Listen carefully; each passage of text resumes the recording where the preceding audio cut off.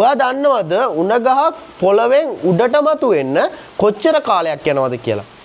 අවුරුදු 5ක් යනවා. හොඳට මතක තියාගන්න අවුරුදු 5ක් යනවා. හැබැයි උඩට මතුවන වෙලාවේ ඉඳන් අඩි 90ක් විතර උඩට යන්නේ මාස එකමාරක් දෙකක් විතර කාලයක් තමයි යන්නේ අර පොළොව මට්ටමේ ඉඳන් අඩි ගාණක් උඩට යන්නේ.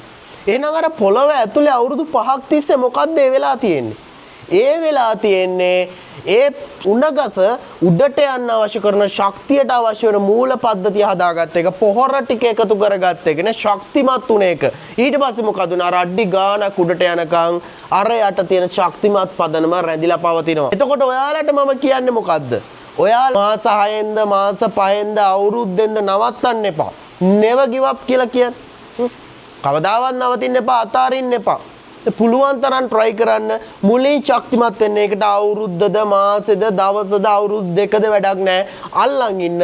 ඔයා සාර්ථක වෙන්න පටන් ගත්තට පස්සේ ඒකේ සාර්ථකත්වය ඔයාට හිතා ගන්න බැරි කෙටි කාලයක් තුල හිතා ගන්න බැරි තරම් ඉහළට යනවා. යමක් ගන්න තිබුණාද කියලා මම දන්නේ නැහැ. මට යමක් ගන්නට හැකියාවක් තිබුණා නම් දාන්න බලන්න comment section එකට yes කියලා.